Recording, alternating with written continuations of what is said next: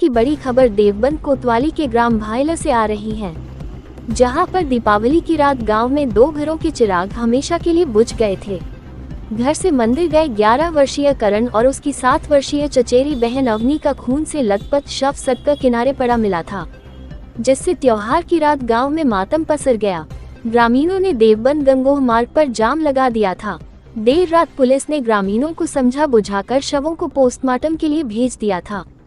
आज शुक्रवार की सुबह करीब 9:30 बजे सैकड़ों ग्रामीण एक बार फिर देवबंद नानौता मार्ग को जाम करते हुए सड़क पर बैठ गए। जाम लगा रहे ग्रामीण त्योहार की रात इतनी बड़ी घटना हो जाने के बावजूद किसी भी आला अधिकारी के गांव न पहुंचने से नाराज थे। करीब 5 घंटे बाद एसपी देहात सागर जैन और राज्य मंत्री कुंवर ब्रिजेश सिंह मौके पर पहुंचे और ग्रामीणों को कड़ी कार्रवाई और उचित मुआवजे का आश्वासन देते हुए जाम खुलवाया। देखिए, कल रात एक बड़ी दुखद घटना इस गांव में घटी। एक ही परिवार के 2 चिराग थे, सगे भाइयों का, एक बेटी थी एक बेटा था, 2 भाई अलग अलग भाइयों के। उनकी शव यहां सड़क के किनारे पड़े मिले। ग्रामीणों में रोष इस बात का था कि ग्रामीणों का ये मानना था, चूंकि कल दिवाली की रात्रि थी, बहुत सी तंत्र क्रियाएं होती हैं, लोग करते हैं। ग्रामीणों का मानना था कि ये तंत्र क्रिया या इस तरह से ये मर्डर हुआ है। पुलिस का प्राइमा फेसी ऐसा मानना था कि इसमें एक्सीडेंटल है, एक्सीडेंट हुआ है। उस पुलिस के एक प्राइमा फेसी स्टेटमेंट के कारण थोड़ा भ्रम की स्थिति हुई।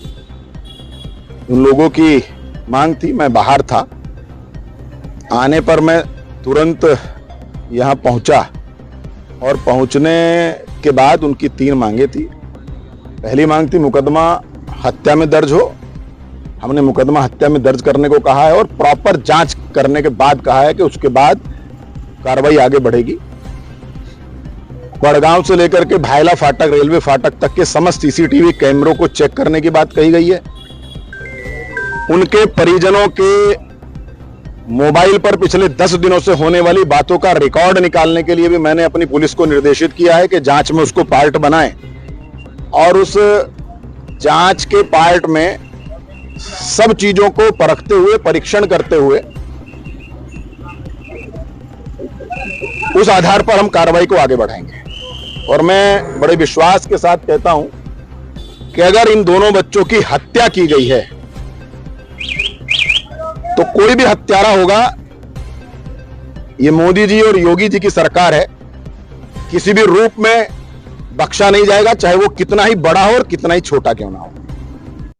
मुख्यमंत्री राहत कोष से इन लोगों के, इस परिवार की आर्थिक स्थिति अच्छी नहीं है, मुआवजा दिलाने की बात कही गई है। पोस्टमार्टम रिपोर्ट के आने के बाद जितना यथासंभव होगा उनको मुख्यमंत्री राहत कोष से मुआवजा दिलाने का भी हम लोग प्रयास करेंगे अधिकतम। मैंने वहां कहा है कि इस परिवार के 4 या 5 लोग जो भी मेरे साथ मुख्यमंत्री जी के सामने इस घटनाक्रम को लेकर के अगर उनको कहीं संशय है, वो बात रखना चाहेंगे तो मैं अपने साथ ले जाकर के उन्हें मुख्यमंत्री जी से उनकी भेंट कराऊंगा। लेकिन बड़े विश्वास के साथ कहता हूं कि दूध का दूध और पानी का पानी कर ही इस घटना का हम खुलासा करें।